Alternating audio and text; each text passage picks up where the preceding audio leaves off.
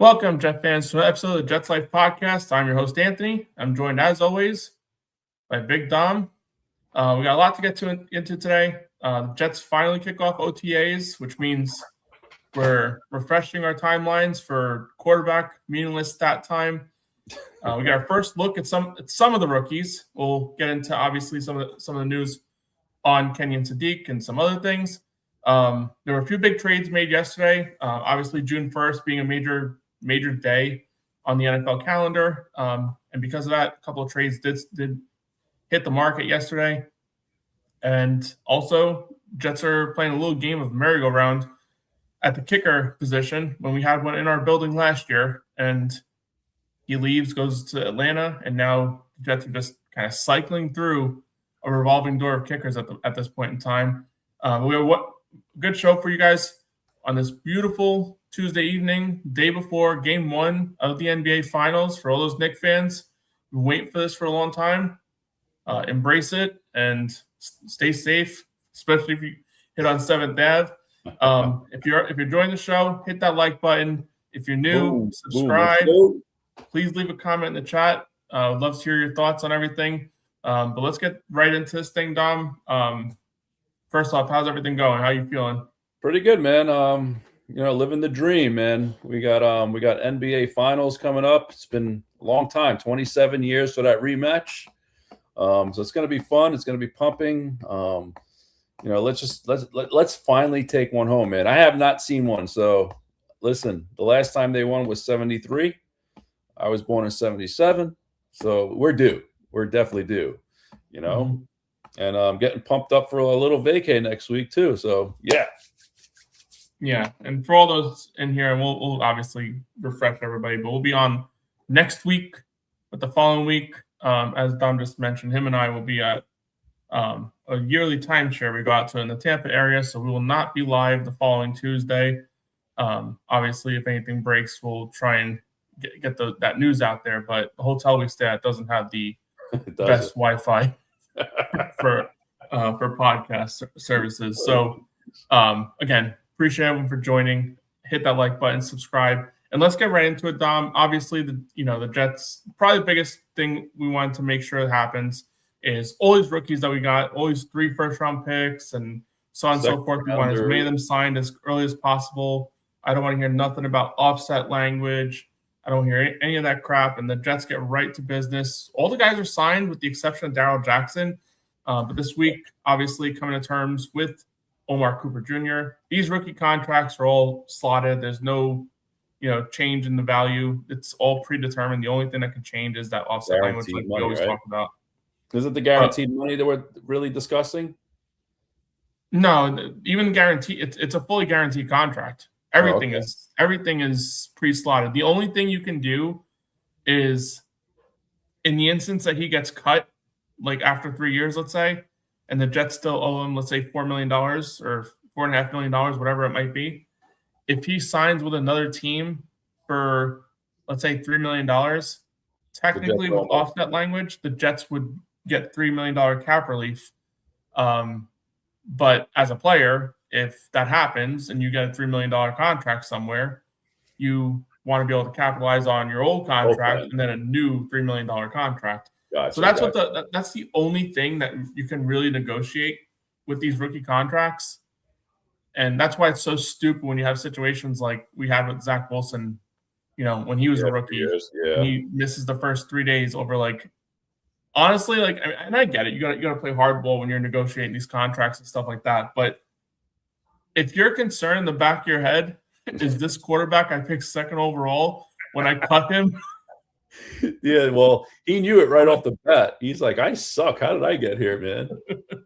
Jeez. Oh my God. That's when you know. No, but I mean, all jokes aside, I mean, obviously, with all these rookies getting signed, I mean, like outside of Darryl Jackson, like you said, and all that. But it's a big move, man. I mean, listen, there's no excuses. These guys are in camp now.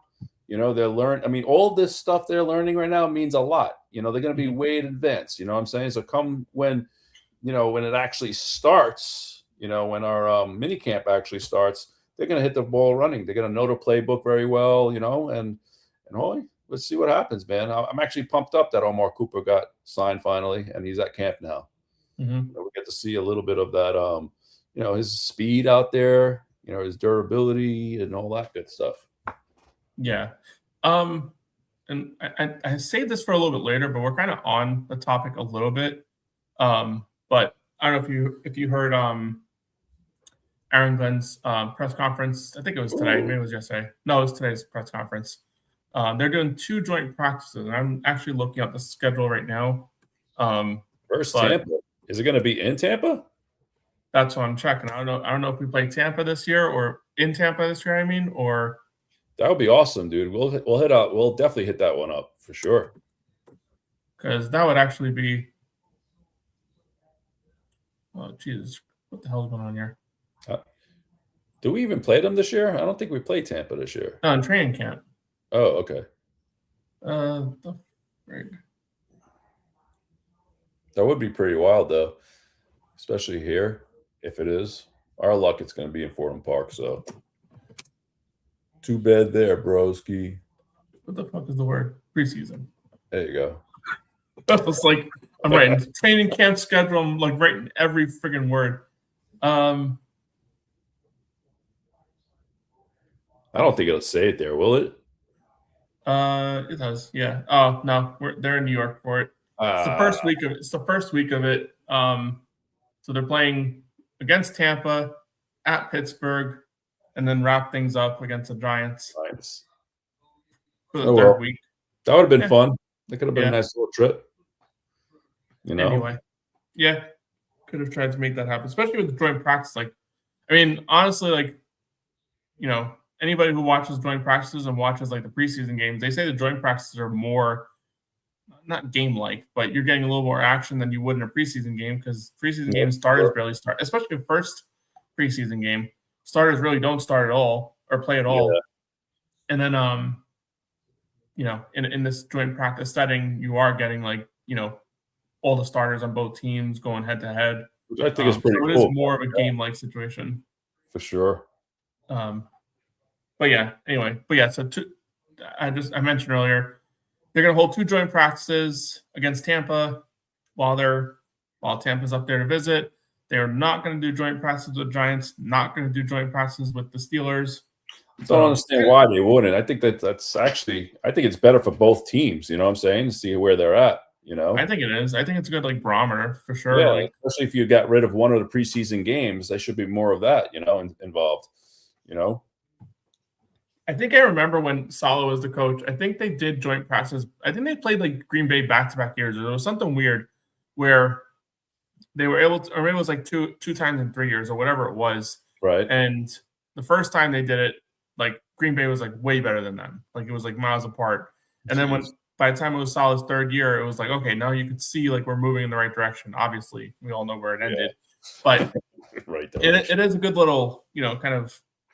Yeah, you can see where you're at. Exactly. Temperature check. Yeah, basically. See where they're at. Sure. We'll still get we'll still get a good idea of where they're at against Tampa. Tampa's a team that. Hey, playoffs. They got playoffs. They're a playoff contender to a degree. I mean, they had a very poor year last year. Baker had a little bit of a regression year.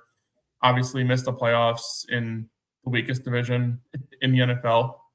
And, but still a team that has a lot of talent and some good competitions there. You're going to have Ruben Bain against these offensive tackles. It's pretty fun. Tampa has a pretty solid offensive line. Baker Mayfield's a quarterback that can dice up some secondaries, so that interception streak is going to be put to test. But they no longer have Mike Evans though. He's on the 49ers now, right? Yeah, which is still so weird. Is. You know what's the weirdest thing about it though too?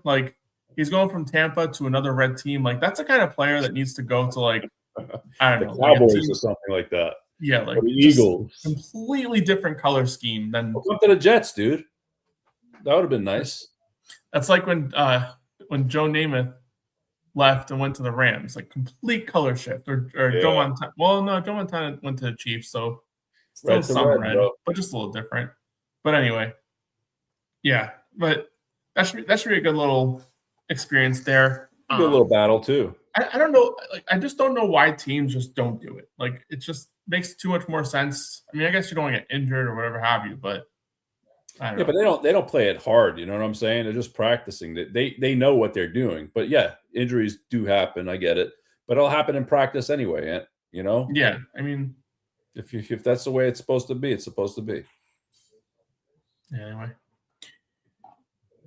But yeah, we were talking about Omar Cooper. Let's just hit on one more, I guess you'd call it wide receiver, but really a specialist type of news. Irv Charles traded away for a conditional 7th round pick in 2028. I don't know the conditions of it. I know that there was a situation a few years back. I forget when it was, but the Jets made a trade. I think it was for Denzel Mims when they traded him somewhere. I forget what the heck they traded him. Right. I think it was to the Lions, actually. And like the condition was like he had to make the roster, and he didn't make the roster, so we didn't get shit for it. Like so this is a conditional 7th round pick, so he would have to make the roster. Can it get better than a 7th round pick or no? No. Usually when you see a conditional blank pick, that's the highest it can go. So I mean, obviously whatever condition. Charles was a freaking gunner, man. He was good. Yeah. 2 years ago at least. I know he missed all of last year. Yeah, he missed a lot. Was it all last year? But he what did he do? The ACL, right? I think he tore or whatever. I think it was. Yeah. But, so hey, listen, they were going to end up cutting him anyways. You know what I'm saying? So if they could get anything for him, oh well. That's Muji pulling his magic again. That's all I got to say. You know, to some degree. But yeah, just want to touch on that. Obviously, not much, and obviously it traded into Seahawks. So that might be the last pick in the 7th round if they go on those Super Bowl run. It's irrelevant. Yep.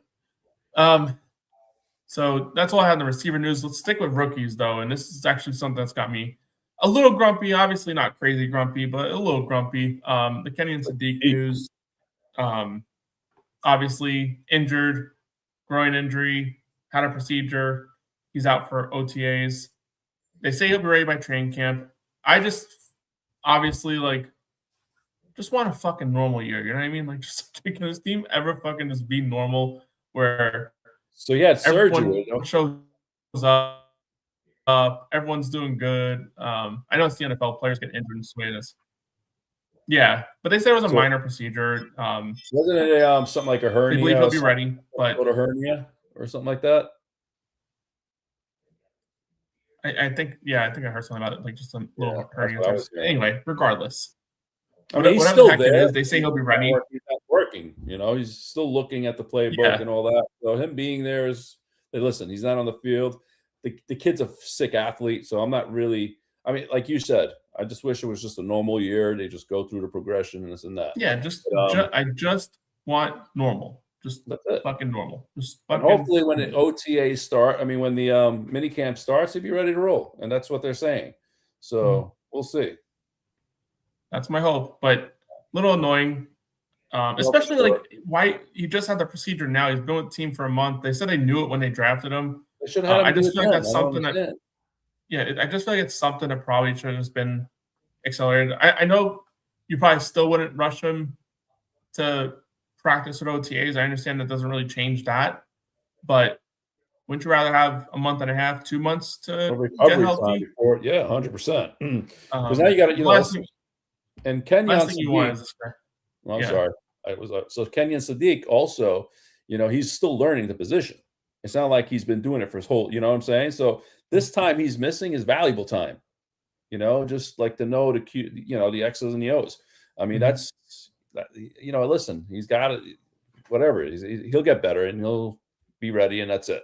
But that's what we need, because we need to hit the floor running, dude, and that's it. Yeah, the one thing I'll say, he plays a physical position. He plays tight end, and the area that he needs to improve on. Obviously, he's a rookie; he has to prove everywhere. But the major area that he needs to kind of take strides in is blocking, and you're not going to get that in OTAs. You're barely touching each other, so that he'll need to be ready for training camp for, obviously, for sure. I think they'll work him in as a blocker temporarily, and then just kind of hopefully he gets moving in the right direction. Mason Taylor has proven he can be a good blocker, so he'll be your primary blocker with Ruckert. I'll just let Sadiq kind of work his way into his role. He is a good blocker. I'm not going to sit here and say that the noise that a lot of people like try and say after he was drafted that he doesn't know how to block. That's just kind of silly. That's, I feel like every time there's a tight end go in the first round, and sometimes it's true, but I feel like every time there's a tight end go in the first round, like the immediate thing a lot of people like to point to is that the guy doesn't know how to block. Yeah. Like, remember Bowers? Same thing with Bowers. Yeah, he's an amazing blocker. Like he went. I mean, obviously, like there's always like good film on players, whatever. But he was toe to toe against T.J. Watt and a lot of reps as a rookie when the Raiders were playing Pittsburgh, and he did really well as a blocker. So I mean, whatever. Sadiq's a good player. I just don't want like the injuries like lingering into the season. I just don't want the situation where they get to training camp and it's like, oh, we thought he'd be ready, but we're gonna give him a little more time. He's gonna be on the PUP list, like PUP list. Yeah, it's just the way that it's written. Slow. It's like really light right now, until everything starts and we're like, mother effer, dude. If you could place a bet on Sadiq be on the PUP list to start training camp, oh my god! I wonder if they're laying odds on that. You could probably find it somewhere. You're not gonna find it on our thing down here in Florida. Hard Rock doesn't have anything good. I've noticed that. Like I was gonna look at like Jets like over-unders like on Hard Rock. They don't have any of that shit. At least not right now. Maybe they have some. I have if the Jets make the playoffs, it's like plus 900. No, I'm saying like player props, like season player props. They have none of that. I see. They don't do any of that. That sucks. At least not right now. Maybe as we get closer to the season, they'll put something out there. But I feel like they would already have something out there if they did. I forgot where I was reading this. They have Geno Smith over under 2,600 yards. Well, 2,200. I'm sorry, 2,200 yards. Dude, that guy is hitting 3,000 yards. He's done it every year. If he plays every game, you talk about what? 2,200 yards, 17 games. What is that? 130 yards a game? He can't do, bro. That's freaking what's his name? Justin Fields numbers. So come on, dude. I think even Justin all day. What did Justin Fields end like yard wise last year? Oh, dude, I don't even know. I know he didn't get 2,000. I mean, what did he play? Like I know he didn't get 2,000, but I know he had one game. What did he have? Minus 10 yards? 15 net yards or something like that against. I don't even understand how it's fucking possible. Like how are you an NFL quarterback going? Dude, I don't know. Yeah, 1,300 yards last year, almost 1,259. We'll round up for him. It would be nice. Go. And you try and tell me Geno Smith can't. And that was only playing 9 games. So yeah, that is a weird stat for Geno for 2,200 yards. But I think more what that has to do with is he going to finish the season as opposed to. I mean, he's pretty durable. No. He is older though, but yeah, I think what the sports book is telling you is, are the Jets going to be in it? I think it's a weird number. I think you go over because 2,200 yards. You're probably asking, probably in Geno's case, you're probably asking, is he playing 12 games? Is he playing 11 or 12 games? Yeah, if he plays 12 games, 200 yards a game, that's 2,400 yards right there. Yeah. So I think that's what the sports book is really asking you. There probably is a stat out there for how many starts, and it probably coincides with that. It's probably that's probably what they're playing with. Because if for 12 games, that means the Jets have 5 games left. Let's put this like theoretical thing out there. Because I mean, the sports books say they're going to win 5 games. So let's put this like out there that the Jets are 3-9 going into that. They're probably saying, "Screw it, the season's over. Let's see what the rookies got." And that's kind of the writing on the wall. But yeah, if he plays 17 games or if he plays 14 games or even 12 games, I think he's going to crush it. Mm-hmm. He'll definitely hit that number, especially with this receiving core. And, Breece Hall, obviously. What used to be our weakness. Yeah, what used to be our weakness is now I don't want to call it a strength yet. But I wouldn't call it a strength. Right. I would say it's better. Yeah, I would say it's a strength compared to some of the crap we've dealt with over the last 15 years. I would say it's there. But, bro, I've never seen a roster, at least an offense. I mean, on paper, it looks pretty impressive, I have to say. Let's just put it all together, though. Even when we got Rodgers that one year, it wasn't even that good. You know what I'm saying? We just had Garrett, really. and then we traded for Devontae. You know what I'm saying? After the fact. Yeah. But crap, man. Oof. It shouldn't have done that. I mean, looking in hindsight, but chat, give us your thoughts on the over-under for Geno on 2,200 yards. That's ridiculous. Again, I just think it comes down to how many games they're going to play. I think that's what they're looking at. You're right. I think you might be right on that. You know, and so it didn't make sense. I mean, you can't tell me a quarterback of Geno's caliber who can, chuck the ball downfield, and with these receivers, obviously Omar Cooper's got a lot to show. Obviously, A.D. Mitchell, has shown flashes, but not nearly enough. But hey, listen, again, if Justin Fields through 9 games, they will get us 1,300 yards. You don't think? Yeah, right. I mean, let's just assume coming out of the gate, the first 4 games they play, let's say they would steal 1 or 2 out of that. You know what I'm saying? They go 2-2 the first 4 games. Dude, we might see a whole year of Geno Smith as long as he stays healthy. It's going to come right off the gate, dude. Like, it's literally going to be that. Because if they can't find a way to beat Tennessee, dude, we're going to have a long effing season. It's not going to be one of those types of years. I mean, they're going to be calling for him already, especially losing a Salah week 1. I'm not saying it's a must win, but boy, man, I'll tell you right now that they're going to be riling up. They'll be lining up to freaking taking shots at the Jets that week if they lose that game. You think the same or no? I mean, yeah. I mean, NFL's a week-to-week league anyway, so you're doomed or whatever based on your opening performance. But yeah, so first 4 games of the year, yeah, we did our schedule predictions already. Tennessee's the game they have to win. Yeah, if they don't, they're in trouble, dude. I'm sorry. I think so too. I think a loss to Tennessee, and obviously anything can happen any week, but you got Green Bay the following week, Detroit, Bears. Like, it can literally fall into a spiral at that point. Very quickly.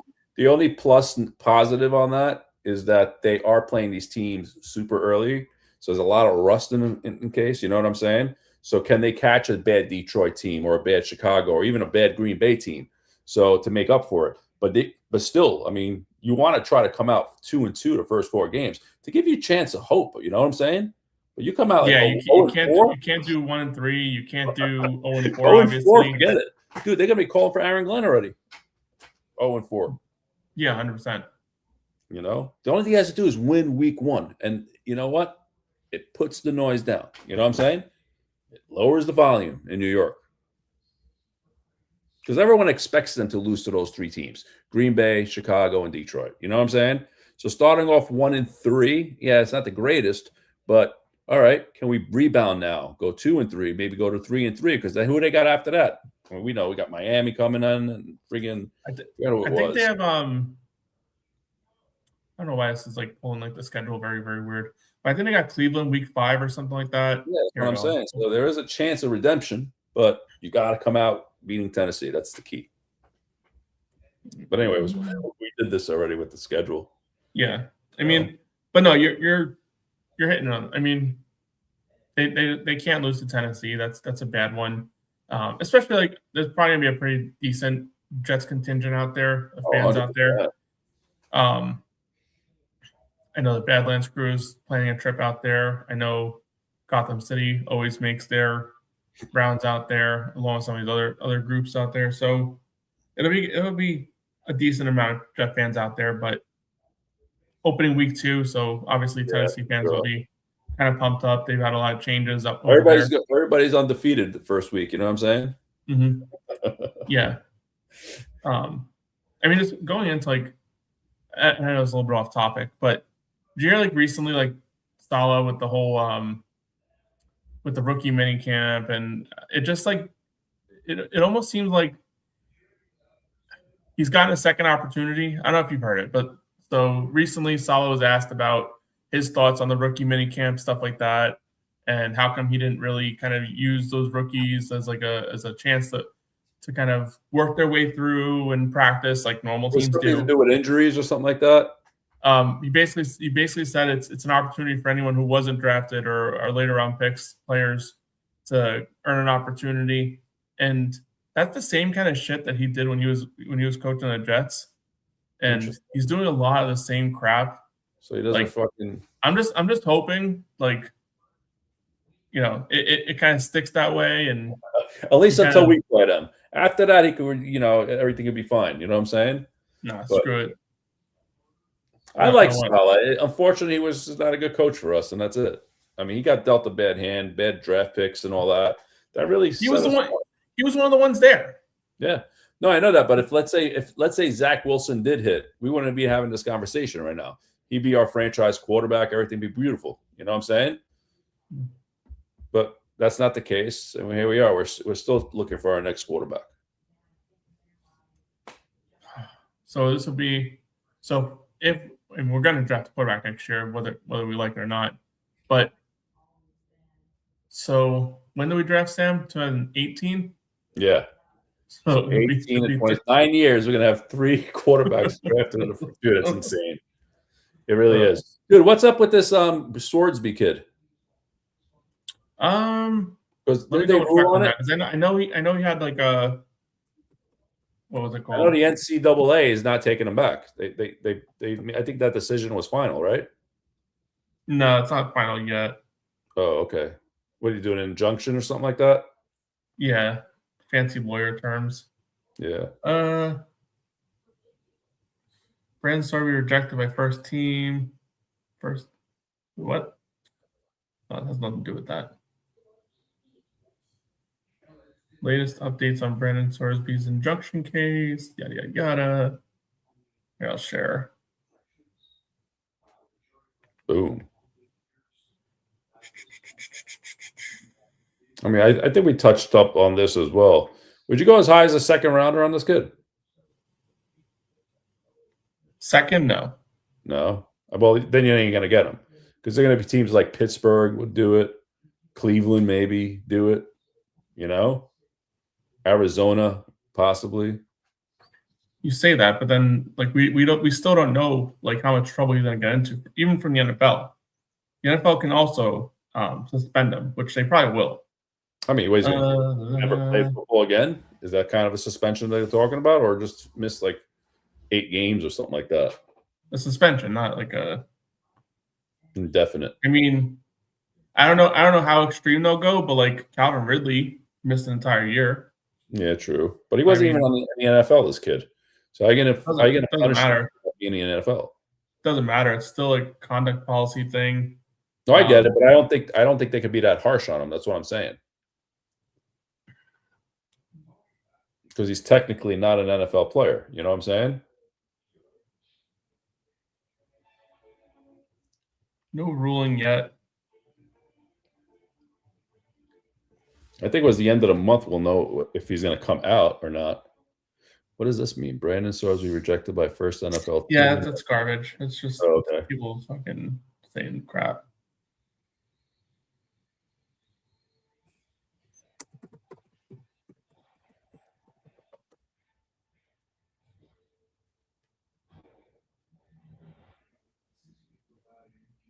Oh, that might be it right there, no? No, I'm not looking for like some fucking.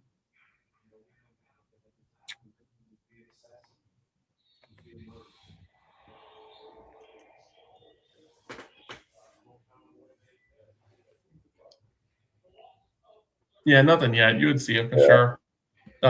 So yeah, nothing yet ruled out, which is what I kind of thought was the case. But listen, I don't know. Nobody knows what's going to happen with the kid. Like NFL wise, he'll get suspended, and I think that's the biggest impact there is, you know, a team's going to want him in the building because they want him in the building. But they won't be able to have him. Once he's suspended, he can't even come around the facilities, I heard. Is that true? It depends. I would think for a situation like this with gambling, the last thing you want is this kid just being at home. Like, is my opinion. Like, you want supervision on this fucking kid 24/7. You know what I mean? Like, I would like to think like teams can battle for certain things, and maybe that's a situation where it's like we're gonna put him in our whatever player developmental program crap, and you know, try and get him in the right path and try and clean up whatever happened, and almost like a rehab by the team type of situation. I can't see a situation where they just say, "Yeah, stay home. Don't worry about it. Go watch some college football games and throw some money on them." I wonder how bad the actual gambling he was doing. Like, what kind of gambling was he doing? There was like so was he he bet against his own team. Well, not against, but with his own team, like games that his team played, but when he wasn't a starter. So like I don't know if you saw his like whole like he had a whole statement like when he wasn't a starter, he bet for his team because when he wasn't starting and he was backup was when he was with Indiana. I see. He said it made him feel more with the team that he was betting, and he had like emotional hedge or like some skin in the game is the word I'm looking for. So he had some skin in the game, even though he wasn't a starter. You know what never made sense to me? I mean, listen, he did what he did, but you would think that this kid has some listen, this kid was sought out to be a first or second round draft pick as a quarterback. You don't think someone will be behind this kid and say, dude, what the fuck are you doing? Like, are you stupid? Yeah, and I think that's why all this came out. Huh? I think that's why all this came out. Yeah, but where was like somebody to help him with this shit? You know what I'm saying? Like, yo, dude, you can't be doing this crap. You know what I'm saying? I don't know. These kids, I don't know. It's just horrible what these kids gotta go through. He was at Indiana, and that was before Curt Cignetti was there. Okay. He was at Cincinnati, which, they're a good program, but it's Cincinnati. Yeah. You know what I mean? Like, fun to see him this year, but I'm just saying, like, I'm not saying like these programs don't have like great coaching or whatever have you, but maybe he just didn't have like the level of leadership and like person above him to try and kind of gear him in the right direction. Yeah. I assume if he was there with Cignetti, like in Indiana, that maybe like this stuff wouldn't have happened potentially, but I mean, who knows? Yeah. I mean, that's crazy. And keep in mind too, like when he was doing this stuff, he wasn't viewed as a first, second round pick. He wasn't even starting for Indiana. He was a backup at the time. So, not saying that's an excuse, but like what you're saying, like you probably didn't have that guy behind him saying like, "What are you doing? You're going to be a future first round pick or whatever." Yeah, like that wasn't always the support chain. Where's the teacher? You know what I'm saying? Mm-hmm. Where's the supporting cast? Yeah, that's the. I think that supporting cast finally came in now that it's been a problem, and it was going to hit the fan regardless. You know what I mean? Like, for sure. If it's that bad, they probably got ahead. I mean, they did get ahead of it because he's the one who, quote unquote, admitted it, like, and checked himself into a rehab, and then shortly thereafter, not even almost instantaneously, it was like, the NCAA is gonna, potentially suspend him for the year or kick him out completely. Yeah. So. Done. We'll see what happens. And here's the thing too: like the NFL may not even have a supplemental draft either. Like they don't. I don't understand that. So what happens then in that case? Was he just a free agent? No, he wouldn't be a free agent. I'm pretty sure he would just be eligible for next year's draft. Oh, is that how it works? I'm pretty sure. Jeez, I don't understand why they wouldn't have it though. Oh my gosh. Shoot.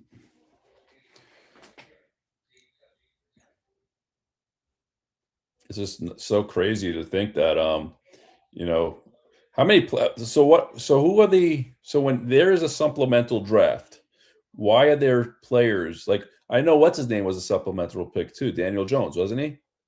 No, it wasn't Daniel. Who was the quarterback that the Giants drafted a while ago, and he was supplemental pick?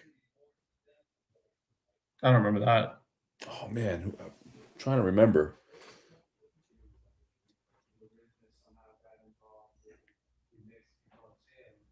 They had to give up a first-round pick for him, I think it was. You see here, I'm going to look it up right now. So it sounds like what I was saying earlier. If they choose to not have a supplemental draft, then he would basically lose his entryway to the NFL unless he gets drafted the following year. So that's what it is? Mm-hmm. So usually the players that are in the supplemental draft, is it because of like issues? So, like, I don't know if you remember Maurice Claret. Was it Maurice Claret? I think it was Maurice Claret. He felt like he was like ahead of the NFL curve, or like he didn't feel like he needed to wait the 3 years in college or whatever, and he entered the supplemental draft. Terrell Pryor, I think he entered because of whatever, like he got suspended from the NCAA and wasn't going to be able to play his senior year or whatever it was in college, so he entered. Yeah, basically, if you're entering supplemental draft, you got some baggage. Like that's what I'm saying. It's just like it's like they drove on the small bus to school. They had problems, dude. Like the supplemental draft. I don't know if you watched the show on Game Show Network with Jerry Springer. Like the baggage. Oh, I know. Is it pretty good? I mean, it's whatever. It's so like it's like there's someone who has like a big piece, like big baggage, whatever. Right. And then like there's like 3 contestants, whatever, and all of them have like a small briefcase, a bigger briefcase, and a bigger one. And as the briefcases get bigger, it's like a bigger like problems, a bigger problem type of situation. And the person has to pick between these 3. And then at the end of the show, they have a big suitcase with the big piece of baggage. And then it's like, okay, do you accept their baggage type of thing? Oh, well, supplemental draft is basically just like an episode of baggage for these guys. Oh, well, so maybe you should avoid it. But yeah, as far as Sorsby is concerned, I'd take him. I wouldn't do a second rounder. I think that's silly. Yeah. At the end of the day, even if they draft Sorsby, they're probably still picking a quarterback next year anyway. Like I don't know Sorsby stops them from picking a quarterback next year. That's why I wouldn't really. I mean, especially if you're not going to see him this year. You know, let's say he does miss the whole year. Then why'd you even draft? You know what I'm saying? Yeah. I mean, I like Klubnik. You're taking a whack at the pinata, bro. You're getting all the quarterbacks that fall off this tree, bro. You know what I'm saying? And then here's something you have to consider too. And I'm not saying this won't be the case, whatever, but let's use the Jets as an example. They got Geno. They got Klubnik. You draft Sorsby. Are you going with 3 quarterbacks throughout the year on your roster? And at that point, you would have to. Well, you'd have to. Yeah, I understand that. Yeah. But that's obviously a decision like that. A lot of teams only carry 2 quarterbacks. Yeah, I know. So now you have to carry 3 quarterbacks. One that's and if you get suspended, I'm pretty sure like you get like some sort of, like red shirt him or something like that. Not really a red shirt, but like you get a roster exemption of some sort, I believe, if he's suspended. So it's not like he'd be a 3rd quarterback all year long, right? But you would still need him on the initial 53 because you do need to, put players through waivers. I'll tell you, it'd be interesting though. I'm just saying. Mm-hmm. You know. Oh. Yeah, but I know that you heard what Garrett Wilson said, right? He's pumped about Geno Smith, man. Well, what's he gonna say? He was pumped about Justin Fields. I don't think he really was, though, man. I mean, he knew he sucked, bro. There's no way that Garrett Wilson thought he was good. Come on. There was no way he thought he was good. I don't know. Doesn't matter anymore. They're always going to say, "Oh, I'm so pumped to work with him." Blah blah blah. They're not going to say, "Oh, he's a bum." Like you think we're going to be playing Justin Fields when we go into KC? You think Mahomes is going to be ready, Mahomie? No, I think they're playing Kansas City like late in the year. Oh, is it? All right. Yeah. Imagine that. But by then, Mahomes will be ready.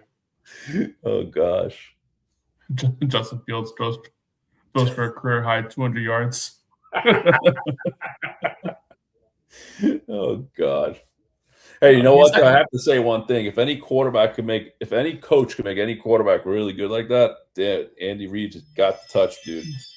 I mean, I'm not saying he's gonna be the greatest thing, but for one game coming in or one out, he could definitely dial it up. You know what I'm saying? Honestly, like, and I know it's like it's the NFL. It's not really like you just do whatever the hell you want. But Justin Fields really should just like kind of alter his career into like some sort of gadget type of player, like Cordell Stewart was for a very long time with Steelers. Like the Wildcat quarterback, you know what I'm saying? Cordell Stewart, you're right. He did it for years, and he was really good at it too. Mm-hmm. You know, like that's a career Justin even Fields. that guy, what's his name over there in New Orleans? What's his name? He comes in, plays quarterback too once in a while. Taysom. Yeah, you're talking about Taysom. Taysom. Oh, yeah. Guy's fun to watch, man.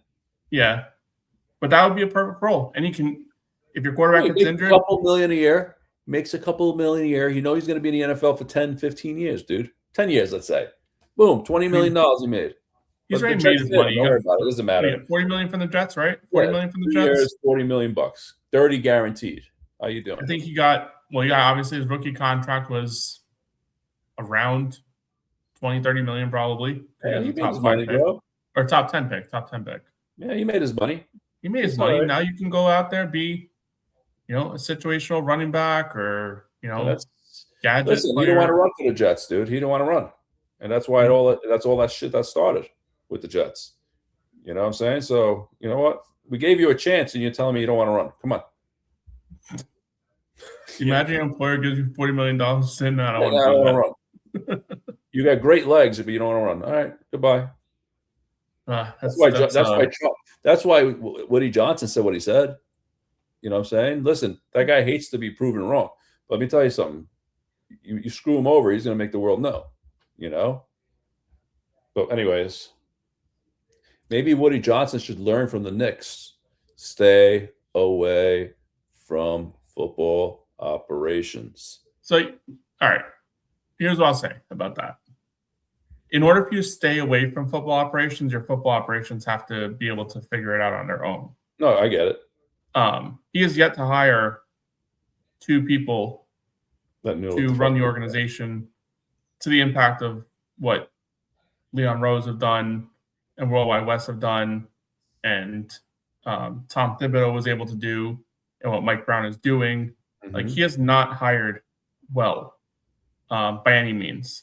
Every couple years. The only positive I see is Muji, if right now, and that's it. And it's only projecting that way. It's projecting. I'm not saying it's in stone, but I mean, I think a lot of the moves he's made has been really, really good, and I think he's a respected guy in the NFL. That's the key. Here's what I'll say about Muji. All right, they have yet to bring in the big fish as far as like free agents. Well, that's coming. Hopefully. I understand that, but it's hard to say he's doing terrible stuff when he's not really out there shelling out money. He brought in low ceiling type of players at that type of value. And the key is all these guys look good on paper, but at the end of the day, you gotta put a team on the field. And are all these players gonna, bring wins? All right. I think he's done enough to where obviously they can go 0-16 and everyone's gone, but yeah. I don't think that's going to be the case. I think they're going to win some games this year. Not a lot, but I think they'll win some. But I think he's done enough where I see a world where he's here and Glenn's not. He goes sign his other coach. He'll get a chance to hire another coach. Well, he never hired, really. Well, he'll get a chance to hire a coach. Yeah. And I would like to think at that stage that the Jets would maybe go with a kind of a high floor type of coach where. Well, it would have to be, bro. It's like Thibodeau. Like Thibodeau was perfect for the Knicks at that point in time. They just needed to stop being shit. They just needed to stop being a disaster. Like they just needed to came in and put a foundation in place. They just needed to look normal. They just needed to look like you can still suck, but just suck normally. Like don't be this catastrophic. Blowing out like 30 points every game, looking like the Pee Wee League, bro. But it's all right. Here we are. But I still gotta see a lot. I mean, his last draft, first couple picks were great, or look great, and the rest of the draft, I mean, there's a lot of question marks. Is there Thomas can't stay healthy? What's his name? Not Malachi Moore. Is it Malachi Moore? I keep forgetting his name. The safety, right? Yeah, Malachi. Yeah. He looks good at times, but probably not a full starter. What happened to Barron? Who? Barron. Barron? He's a the bum. Edge player we got from Miami. He's a bum. And I'm not trying to shit on this anyway, but the Miami's defense when Cam Ward was there was god awful. They were terrible. It was. Cam Ward was out there like, he was slinging it. He was slinging the rock. Heisman numbers. Obviously, he went first overall. Put up monster numbers, and his defense was allowing the other quarterback to be just basically be a Heisman on the other side. Like I don't know if you ever saw that stat like with the Jets like Sunday football when the season was over. It was like name this quarterback, and it showed like stats and like a quarterback silhouette in the background. All these touchdowns, no interceptions. And it's like any quarterback not playing the Jets or any quarterback playing the Jets. So what Miami basically did is they fielded a number 1 overall pick quarterback, and their defense made the other quarterback also look like they were worthy of number 1 overall pick status. Sure. I mean, but all that to be said, the Jets looked at that defense and drafted 2 players from it. Yeah, no good. It wasn't like last year's. Last year's defense was friggin' sick. Last year's defense had some players worth it, but that was a lot of transfer portal players too. Anyway, Ruben Bain was Ruben Bain was transfer portal. I think even Mesidor was transfer portal as well. That's what it was. I'm thinking of. And those were basically the blueprint of that defense. 2 guys on the edge, just friggin' full steam ahead, pin their ears back, and they were just animals.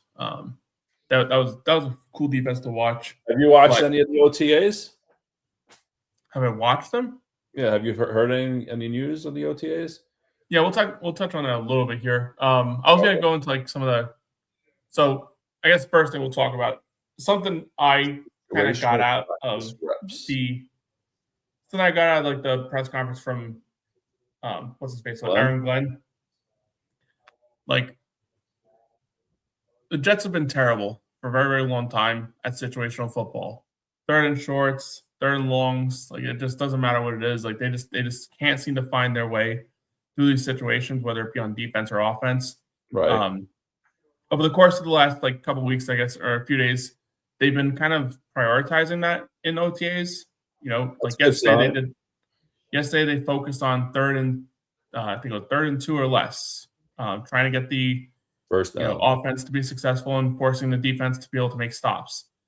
Today, it was more in that, 3rd and 2 to 6. Now it's 3rd and 7 or more. That's what it was.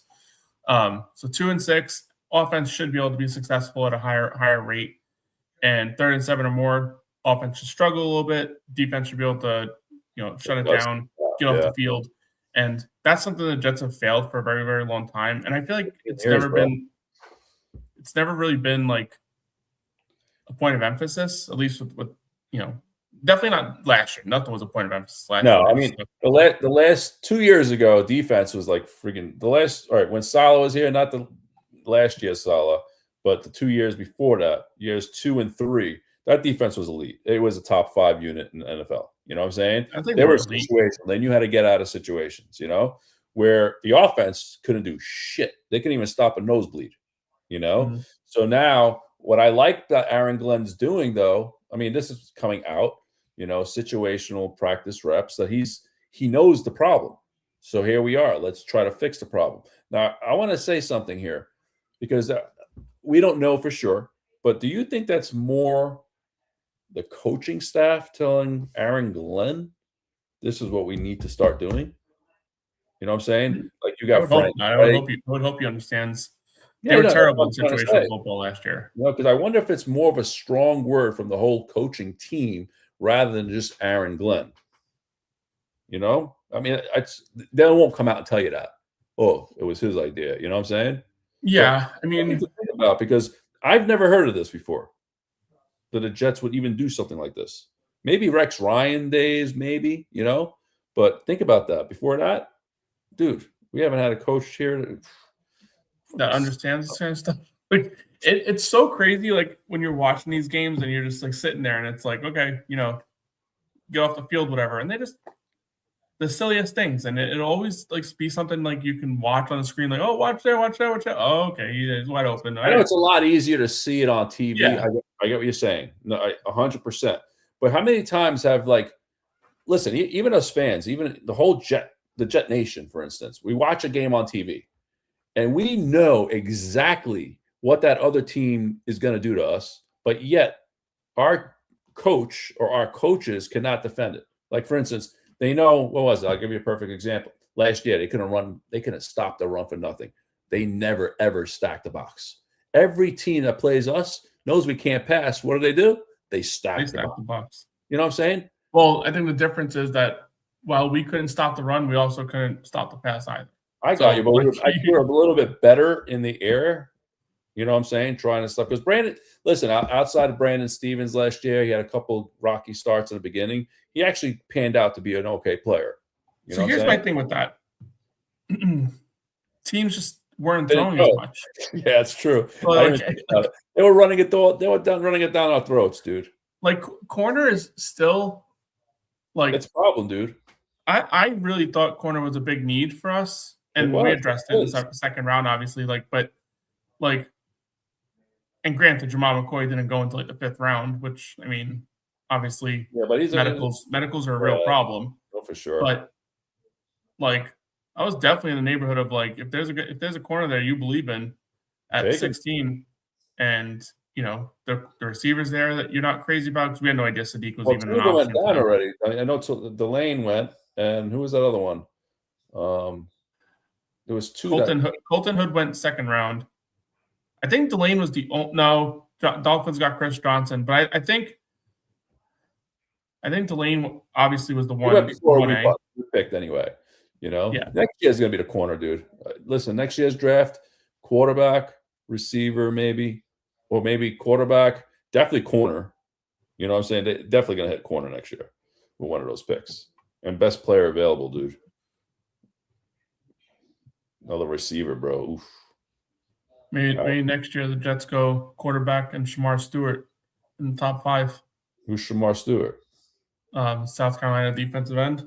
Oh, there you go. How many freaking defensive ends you want the Jets? McDonald will be gone by then. Yeah, I would say if that were a situation you found yourself in, McDonald's is gone. But yeah, let's talk a little bit. I mean, obviously, there's not much to OTAs. You'll see little snippets of stuff, and we'll get into some of those topics here. Who's shining right now in OTAs, bro? And really, all they kind of touch on, really, for the most part. I mean, again, it's hard. You'll watch David Bailey win a rep, but it's very limited contact. It's nothing. Yeah. Yeah, it's limited contact, so you're not really seeing much. But the quarterbacks are really. What was that? Who went 12 for 12 the other day? That's all I was going to get to. So not 12. He didn't go 12 for 12. Yeah, you did. No, he went 8 for 8. No, he went 12 for 12. 12 for 12. Who are we talking about? You talking Klubnik? Yeah. Yeah, he didn't go 12 for 12. His first day he did 12 for 12. Dude, the kid's perfect, dude. I think we got our guy. Bro, he might beat out Geno Smith, bro. Can you imagine that? No, I don't think he's beating out Geno Smith. No, dude, can you imagine something like that happens, dude? Hey, listen, that would be you're starting it already. You're starting it. I'm not starting nothing. I am just saying, but if that was the case, we had the biggest gift given to us. You know what I'm saying? Imagine we hit a 4th-round quarterback to be like a franchise quarterback. Then next year's first, bro, oh, my God. Dude, that's just – well, anyway, let's go. They're not doing that. I know they're not. But, yeah, as you mentioned, Klubnik, I have him going 8 for 8. That was 5 days ago. Yeah, that's Geno Smith went 6 for 8. Zappy went 7 for 8. So all the quarterbacks are, hitting their players, making completions and stuff like that. Although today, not the greatest of days for Klubnik. 5 of 11 with an interception. Zappy went 4 of 6. Geno Smith went 11 for 15. And actually, his 4 incompletions. 1 was an interception, obviously not good, and 2 were PBUs. So only 1 true, obviously, interception. Hold on, did you say that? So who threw an interception? Geno Smith and Cade Klubnik, both threw interceptions. The defense finally got interceptions? They got him a couple of days ago, too. What's it called? Stigger's got an interception a couple of days ago. I'm just messing around right now. Yeah. Well, they're not official yet. Is Thomas out there right now or no? Who? AZ Thomas. Is he playing? or is he still hurt? I haven't heard anything about him. They're not like it's not like normal like practices like where they're required to like tell you injury reports and shit like that. Like I don't. But I just wonder if he's out on the field or something like that. I don't know what the hell is going on with that kid. Yeah, again, concerns. So yeah, I was gonna say. I mean, I like Mason Taylor. I like Armand Membu. The rest of that draft, it's got a lot of head scratching, dude. Yeah, I mean, I like A.Z. Thomas when he's out there, like, but the problem is he stay out there. You stay out there. He missed a lot of time last year with injuries, and I mean, granted, they may have shut him down, but to have these injuries going on, like, I wouldn't be shocked if Nahshon Wright's like one of the top corners on the team this year. And I know he has zone flaws, right? Yeah, he has zone flaws. Like he's very aggressive, feast or famine. Like he'll get you interceptions, but he'll also give up a few long balls, which you can't have. But like I don't know, this Jets corner room just doesn't leave a lot to be desired with. I think D'Angelo Pons obviously, is a player we all have a lot of faith in. But I think he's best suited as like a nickel kind of. That's what they're saying. Yeah. I mean, I think that's his best. Outside, don't it? What? Can you think he can play in the outside? Is it like the number 2, maybe? Can he be a good number 2? Yeah. Because isn't he the same size as what's his name? Reed? That we had last year? I think Reed was taller, wasn't he? I think. I don't know. I think they're maybe a little bit taller. I mean, everybody's taller than this kid. This kid's what? So 5'7"? I mean, like, was he 5'7"? No. Was he 5'8"? 5'9"? I don't know. He's 5'7", 5'9", the same fucking shit. But I mean, he can play it. Obviously, as a track record, he played a lot of outside at Indiana. Right? So I don't think it's that he can't play it. But I think ideally you want bigger corners on the outside because a lot of teams, their number one wide receiver is what? A bigger guy. Yeah. Go up and get the ball. It's different than college where, you are going to go up against some good players, but for the most part, you're not, overly concerned with like the size if you're an athletic freak like he was. Yeah. But in the NFL, it's a different story. The guy across from you is always going to be an athletic freak. Yeah, he is. So we're their number 2s, for that matter. Yeah, well, yeah. I mean, you'd have to play a game. Like you'd have to like run them across the formations and stuff like that with the smaller guy. Again, like a chess piece, move them around. Yeah. Which, listen. We know that like corners, it's not our strongest suit. Linebackers, not our strongest suit. Secondary, not our strongest suit, So I think our secondary is going to kind of get beat up, even with the linebackers, because I'll tell you right now that Demario Davis, one injury away for that defense really stinking bad. You know what I'm saying? Mm-hmm. That's what I'm worried about. I mean, Jets aren't good at football games, so maybe they can win a few games with some chess. So, I mean. Listen, any free agents out there that are worth taking a crack at right now? Corners? Isn't Diggs still isn't he out there? Stephon Diggs? No, that's Stephon Diggs. The Trayvon corner. Diggs? Yeah, Trayvon. Yeah. No. He's not what he once was. You don't think he'll be a number 1 or number 2 on our team? No, he's garbage. He got waived last year, and then I think Green Bay didn't even play him really. Oh. I think he went to Green Bay. Yeah, he's not the player he once was. And even then, he wasn't like, again, talking about a player who was like feast or famine. Like he was, there was a game where I want to say it was against Buffalo maybe, where like he had an interception, pick 6, and then the very next possession gives up a freaking like 80-yard bomb. Like it's like, dude, I have to say though, I think it was a Thursday. I think it was a Thanksgiving game maybe. Oh, geez. I think it was. I remember what you're talking about. I remember that.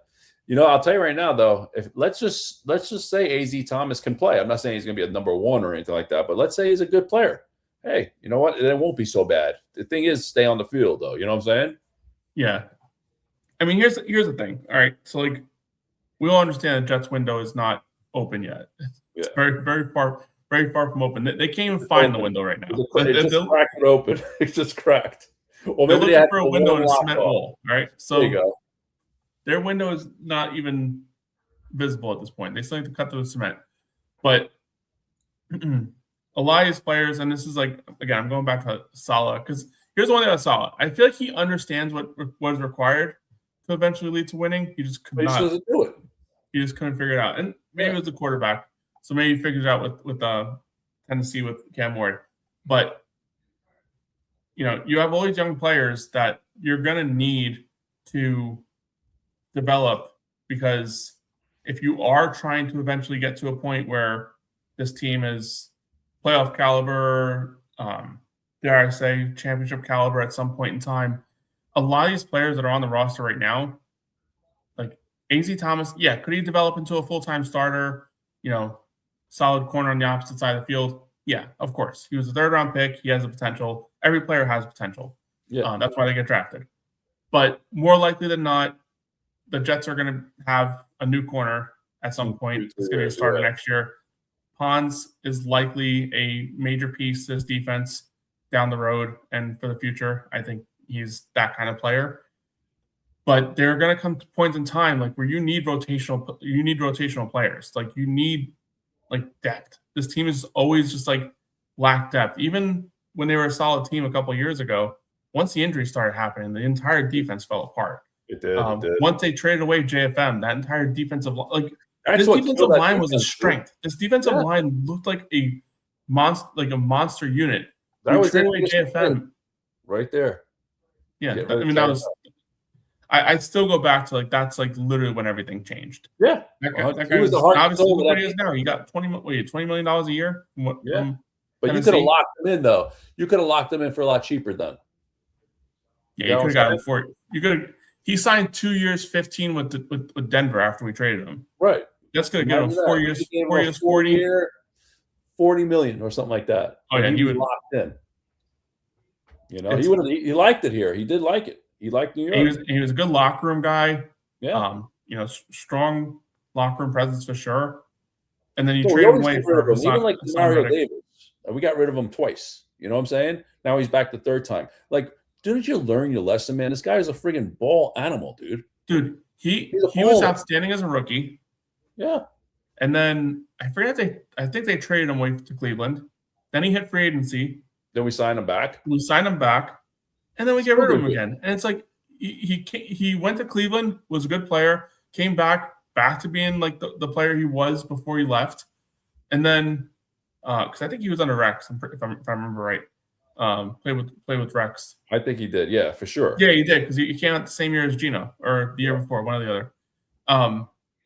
But which is so funny. Like if I would have told you back in 2011, 2012, when we had Demario Davis and Geno Smith, we both on the same team.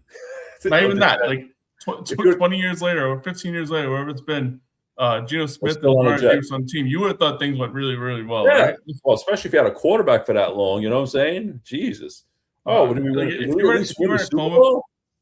were in a coma in 2012, and you woke up and Geno Smith is still on the team, how many Super Bowls do we win? No. Well, now let me tell you the story of what happened. Actually, we've been on a 15-year playoff drought. Oh, shit. How many years ago did he leave the Jets? Smith? Yeah. We drafted him in, I want to say it was 2011, 2012. Well, hold on one second. So, all right. So, now, when was the last year we made the playoffs? 2010? 10, yeah. Oh, gosh. All right. So, he was there then. No, he wasn't there for the playoff game. Wait, so he hasn't. So, all right. So, we had Geno Smith and still haven't made the playoffs, same. So, we made the playoffs in 2010. Right. And that was the last year. And then we went the following year. And I think that was the year we fired, what's his face over there? Mangini. No, Rex Ryan. Tannenbaum. And then 2012 is when we drafted Geno Smith with Idzik. Oh, wow. Or was it? I don't know, man. I don't know. The Jets have not made the playoffs since they've drafted Geno Smith. Think about it that way. Jeez. Crazy. That's just a long time, dude. That is a long fucking time to not make playoffs. You know what's crazy? Like, because I mean, we got to be a little bit realistic here. That 2009-2010 team was defense, bro. Well, it was defense for sure, but it was, put together by Eric Mangini. Why did that guy never have a front office gig or Well, did he go to Cleveland right after that? To be a head coach still, but I don't think he had No, he had people. Who worked with him? Mangini in Cleveland. Over here or in Cleveland? No, in over here was Tannenbaum. They both got hired the same year. They worked good together, dude. Tannenbaum was a good GM. He made some ballsy moves, bro. He made the moves that he needed to make the moves. Like he brought in Santonio Holmes, Plaxico Burress, Braylon Edwards. He made those big moves. You know what I'm saying? Yeah, but to the people who tell you the roster was more of a Mangini thing, Mangini was more the roster builder guy. He was the one who drafted Revis, not Tamari Davis. Drawing a blank. David Harris. Yeah, David Harris. Yeah. I remember David Harris, Michigan linebacker, bro. I remember him. Second round pick too, though. I think they were the same draft, if I remember right, or maybe back-to-back years. I'm not sure, but I remember David Harris, man. I loved him. Yeah, until wait. Was that the same year we drafted? No, I think the year we drafted David Harris, the first pick in that draft was that Dwayne Robertson. Remember that guy? No, Dwayne Robertson was way back that. It was way before then? No. Was he? What a bust he turned out to be. Right? Yeah, I think Dwayne Robertson was 2002, 2003. Oh, I thought he was 2000.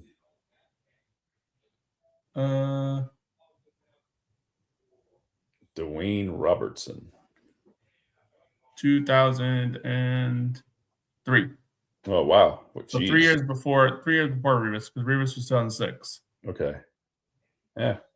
Whatever's. And that was a trade because the Jets had what was it pick 10 and pick 13 or something like that. They had 2 early picks, I think it was. And they traded one away, right? No, they traded them both. Oh, geez. That was back when NFL draft trades were really weird. They didn't really mean anything. The draft has turned so much today, compared to then. Now it's a whole big event, dude. I mean, you've seen it. We went to it. We didn't go to the draft, but we see it all the time. It's bigger than the Super Bowl, you know what I'm saying? Ross, dude, yeah.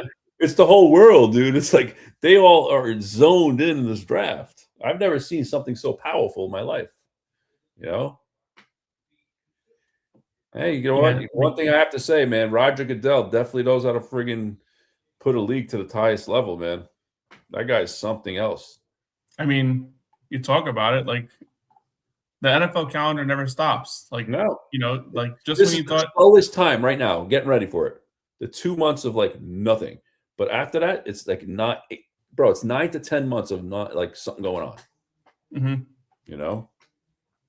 I mean, you talk about it you got obviously the Super Bowl, and then you have the rest of February, and then it's the scouting combine, which not many people watch, but we'll pay attention to it obviously, with players coming out. Then you have March, free agency. Then you have a little bit of a lull. April, the draft. A little bit of a lull. And then June 1st hits, and look at the kind of shit that just happened yesterday. Myles Garrett traded to the friggin' Rams. Unreal.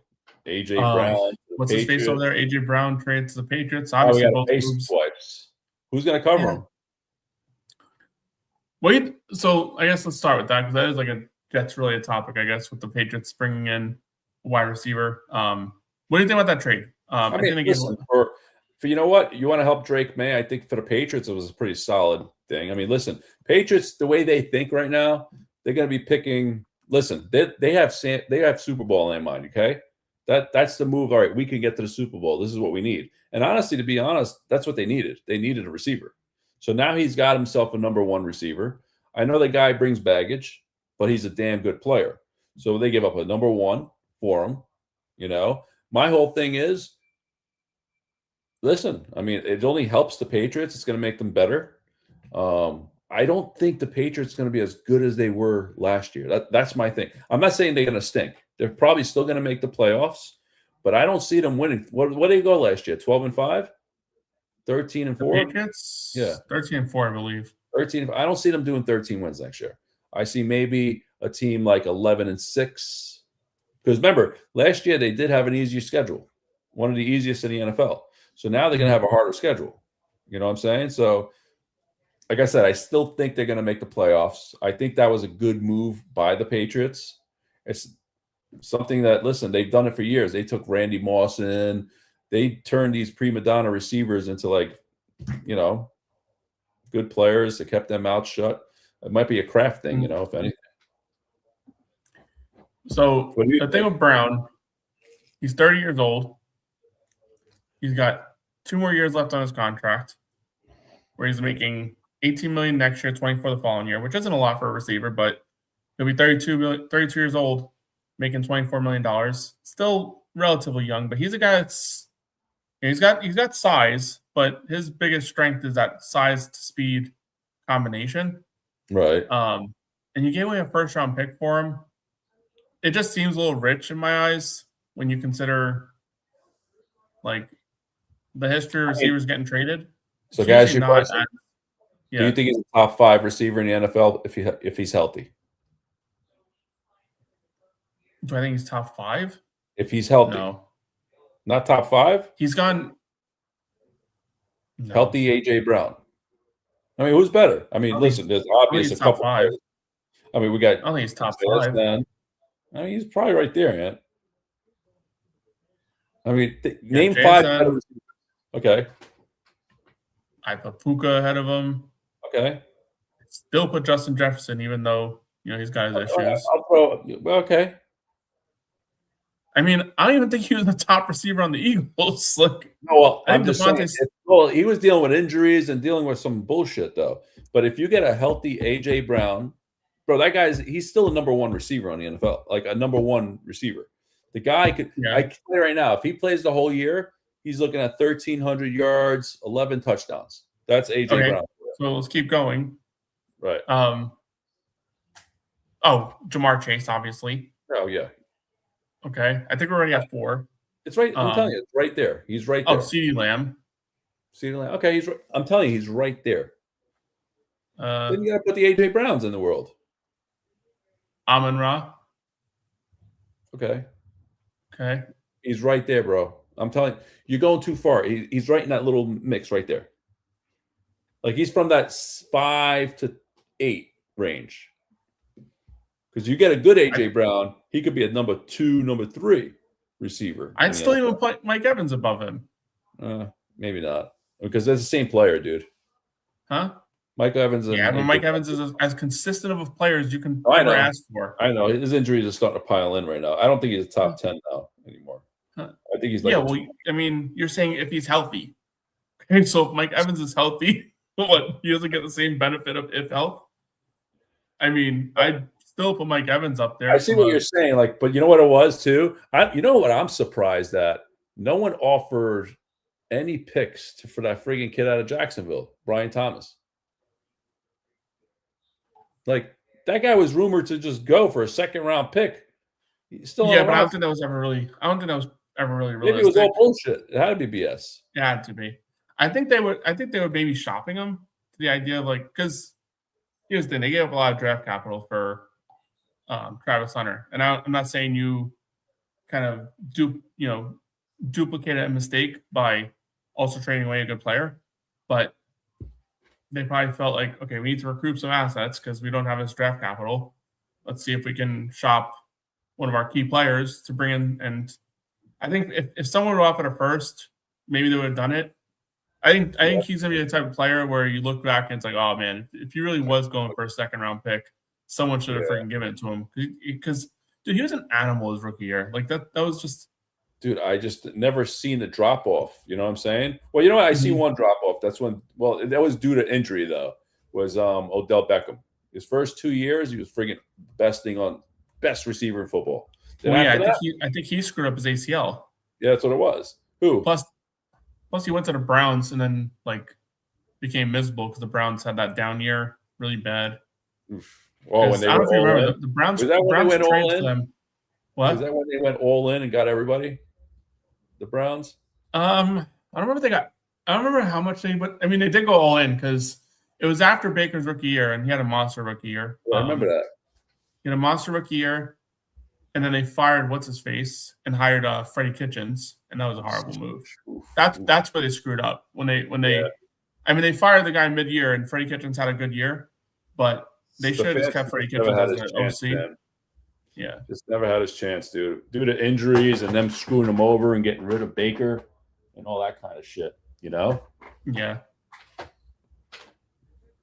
Now they got Deshaun Watson to worry about. Hey, who knows? Can you imagine? I mean, listen, the kid's got talent. Can he put it on the field? Let's see. You know what I'm saying? Deshaun Watson? Yeah. No, that time's over, man. You think so? Oh, yeah. Man, it's been a long time, man, right? Yeah, I mean, how old is he now? He's got to be 27, 28. No, he's older than that. What year did he come out with? Who did he come out with? What was the year he came up? Oh, with Mahomes. Oh, they're probably 30 years old. Yeah, he's 30. Yeah. I mean, yeah. I mean, still young. I mean, he's still got years left. But you know what it is? He's on the Browns. When was the last time you see him play good quarter? When was the last time you see him play decent quarterback? Dude, I'll tell you right now. Listen to this deal. Okay, the Jets, right, traded away Sauce Gardner, got 2 firsts and a player, Donnie Mitchell. Friggin' Cleveland gets rid of the I already know what you're gonna say. I already have a rebuttal to this. Oh, probably the best player in the NFL. Definitely the best player in the NFL, defensive wise. The number 1 attacking quarterback guy in the NFL. They got one number 1, one number 2, and one number 3 in separate years. Did you forget the other piece that high? Oh, Verse. Yeah. All right. So he's worth the first. He's worth a first plus. So he's worth the first. But you know what? Dude, I wanted all the picks. If you were trading for Jared Verse right now, you'd be giving up a first plus. All right. So you got. I think they got hosed, bro. Cleveland got hosed. I don't think so. Yeah, I think so. Bro, they should. If someone were trained today, if someone were trained today for Jared Verse, right, they'd give up a first and a third at least. Okay, probably first and a third. We'll say that. So you're just trying to tell me it's a first and a third for Verse? Myles Garrett. So it's like getting rid of 2 firsts. 2 firsts, a second, and 2 thirds is basically what they got for Garrett. Let's not forget Garrett's age too. Like was he 31, 32? Dude, he's got years left, bro. They could play. I'm not saying he doesn't, but the guy's got an engine. From a Brown standpoint, like he wanted out here so many times. Yeah, he's 30 years old, so he wanted out so many times. You're not going to win. Let's say his window's 3-4 more years. They're not winning 3-4 years. They're not winning 3 or 4 more years. Like, I know it sucks to constantly be in the cycle, but just like winning. It goes back to the old saying: we lost with you, we can still lose without you. It's like from the Browns' perspective, like it makes a lot of sense to get younger and then bring in another player that's similar position to him. Plus, how many millions of money? How many millions does they say? $40 million in cap space. Probably because he signed what, like a 4-year, $40 million deal. First defensive player to do that. So you're getting some cap relief. That's why they made the trade late, because they had to get the June 1st trade designation to get a little bit of cap relief there. No, I think it's. I don't think it was even. I would rather the picks if I were Cleveland. You keep him curse, but I don't think the deal would happen. No way with Verse. Verse on his third year of his rookie deal. I get it. The thing is, my whole thing is they're doing the same thing the Jets need. They need ammunition for the quarterback. They should just pile up, dude. I'm just saying. But then again, what are we going to get? Late first. It's different with the Rams because they're going to be. And that's the thing. That's actually another thing that probably goes into that line of thinking. Yeah. Even if you would have gotten 2 more firsts out of the Rams, would it be like 25 to 30? Right. Whereas you got Verse, who was picked, I want to say it was picked 15th, 16th, somewhere in that ballpark when he was picked. That was the only first-round pick they had in the last 10 years. Is that right? And they nailed it. And they nailed it too. Go figure that out. 19th overall. So you got a guy who was picked 2 years ago, 19th overall. He won Defensive Rookie of the Year. He had a good year last year. Yeah, and he was solid last year. The Rams are just a team that they're win now mode. Constantly trying to raise the ceiling. They're win now mode. I get what I know why the Rams made the deal. I'm not saying that, but I'm just saying I wanted more. Like, I would have been a little bit upset if I would have jumped. No, you would not have. Bro, let's say he was our player, our player. And the guy's like a long time, great for the Jets and all that. We just traded him away like that. Come on. If this were the Jets, you would not be saying. You know what? If you think about that, if you think about Quinnen, it happened with Quinnen last year. So very similar. Yeah, a different situation though. Yeah, he just wanted out. Myles Garrett is like a player you're gonna talk about for years to come as one of the best at his position. I don't know if Quinnen Williams is the same. He's a very solid player, but he's not the best at his position. You're right. But no, I think the Browns did a good job with that. The Giants played their guy too. What was their defensive tackle? The Giants? Yeah, they traded him this year too. Oh yeah, Dexter Lawrence. They traded him. That was a solid trade for the Giants too. It was for them. It was solid. They traded Dexter Lawrence for 10th overall pick. Yeah, 10th. That's what it was. And look who we got then. What's his face? The lineman. From Miami. Manoa? Was it Manoa? Yeah, Manoa. Miami. Moore. Yeah, they were Manoa. Yeah. Where did Fano go again? I forget where he went. Spencer Fano. That's the guy I was thinking maybe they. Did he go in the second round? No. I think he got picked before him, like 8th. Was it Cleveland? Yeah, Cleveland did pick Spencer Fano. Yeah. That's right. Spencer Fano. They needed that dude. Dude, they lost their whole offensive line, that team. So bad. I feel bad who's going to be the quarterback there. I was like, Shador's be like, what the fuck did you guys do? You dismantled your whole offensive line. Yeah, but they did a pretty decent job of retooling it. I mean, it's very difficult to replace 5 offensive linemen in one off season, but no, I get it. I think for what they did, they didn't do that half as bad. All right, bro. So tomorrow's game 1. Let's talk a little bit about the Knicks. Let's do the Jets for a little while. Tomorrow's game 1. Knicks versus. Can't wait, dude. I really can't wait. Spurs. I'm a little nervous though. I'm nervous a little bit. Yeah, same. There's some nerves creeping in. But, so I was listening to Craig Carton, that guy Carton, Mike. What's his name? Mm-hmm. So he had a stat. So he had a stat in the last. So the Knicks had off. I think it's 15 days in this whole or 21 days, something like that. And there's only 4 other teams that had that much time off going from round 1 to the finals, right? And all 4 teams prior to the Knicks all won the series in the finals 4-1. Did you hear about that? Mm-hmm. Not saying I didn't hear about that, but I'm more on the path that, all right, even if it's not 4-1, I'll take it at 4-3. I want to win the finals. And I think this extra. Bro, I don't even want to think about Game 7. Yeah, I mean, obviously, if the Knicks are down 3-1, I'm begging for Game 7. Yeah, but I don't know, man. I just don't want that at all. No, because it's gonna bring a lot of. I just want this fucking thing over. It'd be like, I mean, I feel like the longer it goes, the more of a chance the Knicks have to lose. Is my thing. Yeah, I think personally, if the Knicks hit it fast and hard, whatever, and they go 1-1 against San Antonio, take care of business in New York, and then maybe you lose Game 5 in San Antonio and win in 6, or maybe even win in Game 5 in San Antonio because you've proven you can close games out on the road. I think that formula is probably best for Knicks. If you start giving Wembanyama, if you put Wembanyama, I feel like in a situation where it's like a do or die Game 7, like it was against OKC. Not saying Brunson isn't in the same caliber, like he can also shut it down too, but I just think Wembanyama has like destiny on his side, and the NBA is also something you got to fear as well because he's their next superstar. He's the next superstar, right? He's their next superstar. I'm not gonna say that the fix is in, but the fix could be in. Like you do have that potentially like lingering in the back. I just don't want any of that. I want the Knicks to just take care of business, leave no doubts, and just fucking go into the offseason as champs, whatever. We'll buy the shirts, we'll buy the hats, we'll buy them all. Yeah, I'll tell you right now, though.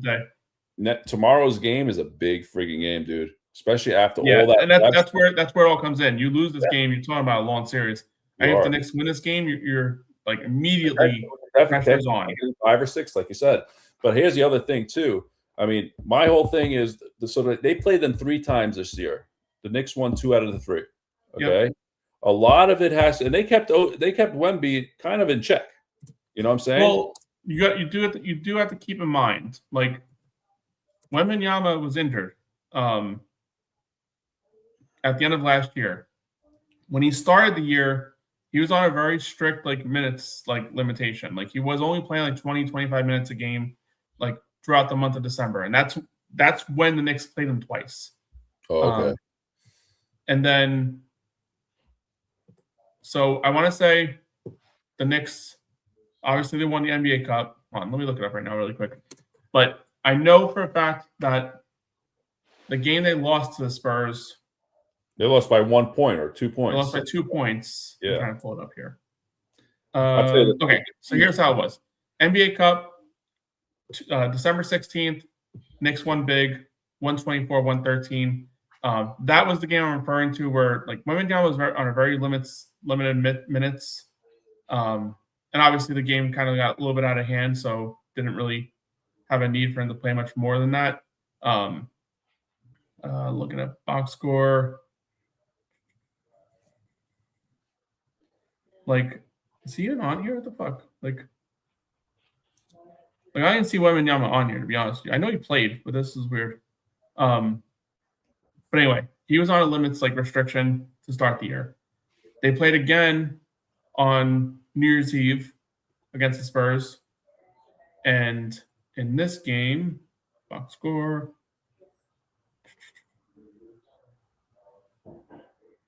Okay, this is very strange. Okay, here we go. Wembanyama played 24 minutes. Okay, I see what you're saying. And Champagny was a monster in that game. He went 11 of 17 from 3.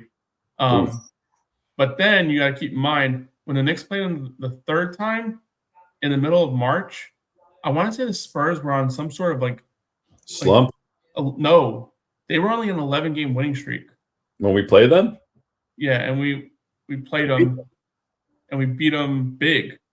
Like what is it? 114-89. Middle. It was beginning of March 1st. They were on like an 11-game winning streak, and I think they were on some sort of weird, like. Well, no, because I think we beat them at home for that game. But yeah, they were on a long-ass win streak, 11-game win streak, and the Knicks stopped them. But here's my question here. I mean, all year, I know the playoffs are different, but all year with the Knicks, right? They were like, oh, they beat up on all the weak teams, but can't play against the big teams. But here we are. We went through we went right through the East. Okay, now we're in the finals. But the one team we did play well, and we also played well against OKC, mind you. Okay, we played well against them. We lost both currencies, but we did play well against them. Well with them. But here we are. We played San Antonio 3 times, took 2 out of 3, but yet we're the underdogs here.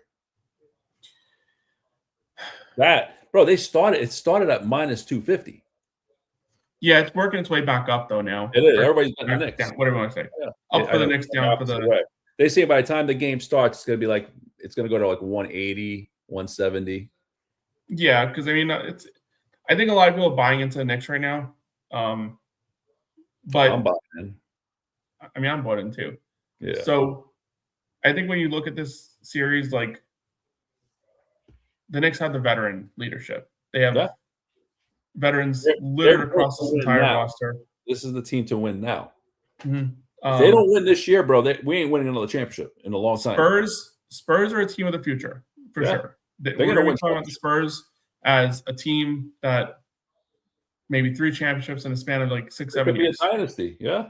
Like that's what the Spurs can be. Obviously, they have OKC on the other side of the bracket. That's going to continue to be a problem. They're going to get better. Chet Holmgren, he regressed this year, disappeared in the playoffs. They're going to look to get better there. Maybe kind of I'll take it out there. Giannis might be out there. I don't want home run. What? Off the bench, bro. You wouldn't be off the bench. You'd be trading for a starter. But the Knicks are just well faceted right now, and I know the Spurs have a good bench too, but the Knicks have like this. Yeah, this window you can see. The window's definitely there. I don't know, man. I just look at this Knicks team. They just they do so many things well, and with the Spurs, I like their players. I think they're all going to be really, really good players down the road, and obviously they're here. They're well ahead of schedule with all these young players, but I just think that the Knicks are just built for this. They're battle tested. 4 years in a row we went through it. We're ready for it, dude. Progressively gotten better. This is their opportunity. Just gotta take game one. Start with game one and take it from there. I think the key is put OG on Wemby, bro. That's what they're gonna do. You got to get into his skin because that guy gets frustrated very easy. Wemby, get under his skin. Yeah, he might Alvarado in there because he's so short. When he does it, snipe the ball away from him, bro. It's gonna be a great game. It's gonna be a great season. I mean, a great series. I'm loving it. I just hope I hope we can take it down, man, because we so deserve it, bro. Bro, we had no New York teams that won nothing. I mean, the last thing I've seen was the Mets of '86. That's it. I mean, the Giants won in 2012. I'm not. Okay. Well, I know we're not Giants fans. You're saying New York hasn't won anything. I'm just saying. Yeah. But outside of that, were the Giants 2012 or 2011, whatever it was. So it's been a long time. We're due. Mm-hmm. All right, bro. What are you doing for the game anyway? Right here. See here? Yeah, at the house. You having Jason and Jen over or anything like that, or no? Oh, yeah, we'll do something like that. But Friday, I think Friday we're going to this place, Bounce, to watch the game there. But I got to work Saturday, so I can't really do too much. Mm-hmm. Yeah, no, I'm not going out like that. And then Treasure Island for Game 4, baby. So it says Friday. So it's Wednesday, Friday, Sunday, then that Wednesday, right? Then they're gonna be off Monday, Tuesday. No, are you talking about Treasure Island, or what are you talking about? No, for the NBA final. Yeah. So it's Wednesday, tomorrow, game? Friday, Monday. Oh, they missed Sunday.